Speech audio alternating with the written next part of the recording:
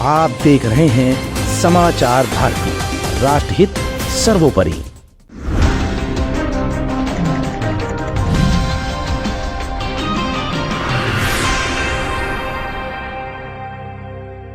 India गठबंधन पूरे भारत में अपनी एकता और शक्ति का प्रदर्शन कर रहा है, लेकिन कहीं न कहीं उसके अंदर खाने की राजनीति की तस्वीर भी बदलती नजर आ रही है।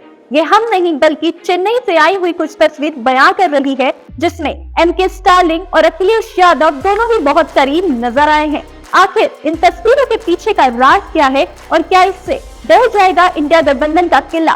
देखिए मेरे आगे अदिति मिश्रा के साथ स्पेशल रिपोर्ट में। अखिलेश ने अपने कदम बढ़ा दिए आगे, कांग्रेस को दिया जवाब। मध्य प्रदेश की चिंगारी अब बन चुकी है आग। क्या अखिलेश ने शुरू कर दिया नया गेम प्लान? एमके स्टालिन से मिलकर कांग्रेस के खिलाफ शुरू हो गई नई राजनीति। अखिलेश ने बनाना शुरू कर दिया अपने नए दोस्त, ममता बनर्जी से भी मिलेंगे, देंगे बीजेपी को जवाब।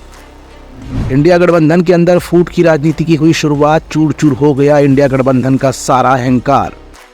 मौज में आई बीजेपी, अब इंडिया गठबंधन में शुरू होगा लठबंधन। इंडिया गठबंधन बनने के बाद भले ही इंडिया गठबंधन दुनिया के सामने ये दिखाने की कोशिश कर रहा हो कि उसमें एकजुटता है, उसमें शक्ति है, उसमें एकता है, लेकिन कहीं ना कहीं इंडिया गठबंधन की मजबूत दीवारें दरक रही हैं। इंडिया गठबंधन की ये चार दीवारें इतनी मजबूती के साथ बनी थी, उतनी तेजी के साथ अब धीरे धीरे खोखला भी हो रही हैं। ये बात आज समाचार भारती आपको दिखाएगा भी और बताएगा भी।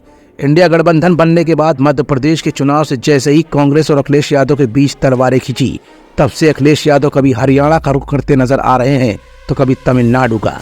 इस बार भी अखिलेश यादव ने लोकसभा चुनाव 2024 को देखते हुए जहां उत्तर प्रदेश में सभी 80 सीटों पर अपने प्रत्याशी लड़ाने की घोषणा पहले ही कर डाली है, तो वैसे में अपने संगठन को और भी मजबूती देने के लिए केंद्रीय राजनीति में भी दखल देना शुरू कर दिया है। और ये बात हम बड़ी जिम्मेदारी के साथ अपनी रिपोर्ट में आज आपके सामने साफ भी कर देंगे। दरअसल सपा चीफ अखिलेश यादव चेन्नई पहुंचे थे, जहां वो पूर्व प्रधानमंत्री वीपी सिंह के आदमकद प्रतिमा के अनावरण में बतौर मुख्य अतिथि शामिल हुए। उन्हें बतौर मुख्य अतिथि तमिलनाडु के मुख्यमंत्री एमके स्टालिन ने आमंत्रित किया था।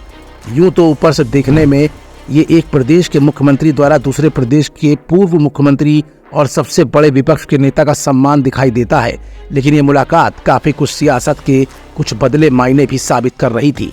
एमके स्टालिन ने अखिलेश यादव को तो बुलाया, लेकिन इन दिनों जोर शोर से आरक्षण की पैरवी कर रही कांग्रेस पार्टी को इस कार्यक्रम से दूर रखा था, जो कि तमिलनाडु में उनकी सहयोगी पार्टी भी है।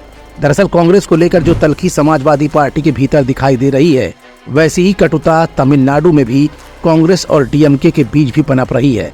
वीपी सिंह के नाम पर कांग्रेस विरोध का ये गठबंधन आज चेन्नई में दिखाई दिया, तो इंडिया अलायंस के भीतर क्या कोई एंटी कांग्रेस ग्रुप भी बनकर तैयार हो रहा है, या फिर anti Congress anti BJP front को एक साथ लाने की ये एक अलग से शुरुआत की गई है। इंडिया अलायंस जिस जोर शोर से बना था और जिस तरीके से तीन बड़ी बैठकें हो गई, लेकिन 5 राज्यों के चुनाव ने इस गठबंधन की तस्वीर ही बदल डाली है। मध्य प्रदेश चुनाव ने सपा और कांग्रेस में एक बड़ी दरार डाल दी है। दिखाने को तो समाजवादी पार्टी इस गठबंधन का एक हिस्सा है, लेकिन जल्द ही समाजवादी पार्टी कांग्रेस से इतर अपनी सियासत के पासे फेंकने जा रही है। चर्चा ये भी है कि जल्द ही अखिलेश यादव ममता बनर्जी से भी मिलने वाले हैं और 3 दिसंबर के बाद बीआरएस प्रमुख के चंद्रशेखर राव से भी अखिलेश यादव की मुलाकात होने वाली है। इससे पहले भी जब राहुल गांधी ने बीआरएस प्रमुख के चंद्रशेखर राव पर हमला बोला था, तब भी अखिलेश यादव बिना कार्यक्रम के हैदराबाद पहुंच गए थे, ताकि के चंद्रशेखर राव के साथ अपनी मजबूती दिखा सके। फिलहाल जहां एक तरफ बीजेपी हिंदुत्व का कार्ड खेलती है, तो वहीं अखिलेश यादव ने अपनी राजनीति को नई धार देने के लिए स्वामी प्रसाद मौर्य के विवादित बयानों पर भी अपनी चुप्पी साध रखी है।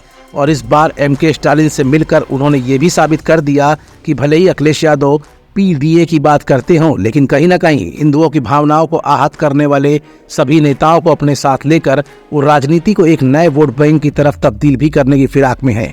फिलहाल अखिलेश का ये कदम उन्हें राष्ट्रीय राजनीति में कितना स्थापित कर पाएगा, ये तो 2024 के चुनाव में साफ ही हो जाएगा।